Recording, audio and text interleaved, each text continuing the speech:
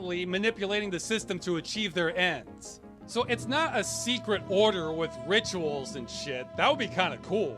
No, it's more like a ruling class. See, a rich person with an agenda pays lobbyists to influence politicians to get laws passed that further his agenda.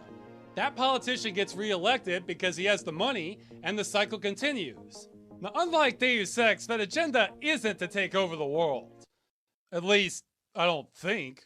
Instead, it's usually some flavor of changing laws so that businesses said person owns or is invested in become even more profitable, at the expense of pretty much anything else. That's the important part. That's what leads to all the other problems. And by rich, I'm talking Scrooge McDuck or Richie Rich, rich. If you're not on a first-name basis with multiple representatives on the national level, you're not even on this chart. And meanwhile, besides fueling politicians, said rich person may simultaneously fund media organizations or think tanks to promote narratives or even propaganda to try and get the rest of the public thinking the way they do, or at least suppress or obfuscate dissent. Hey, to add to No Hair's fact list here, in 1983, 90% of American media was owned by 50 different companies.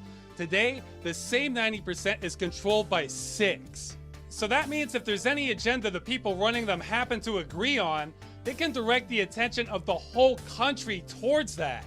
Or more importantly, away from something they don't want discussed. With that kind of influence, you can affect the flow of history. Deus Ex. Now I know this is getting long, but the game goes a step further. When I first played this game, I thought it was great, but I remember thinking so many references to terrorism seemed a little over the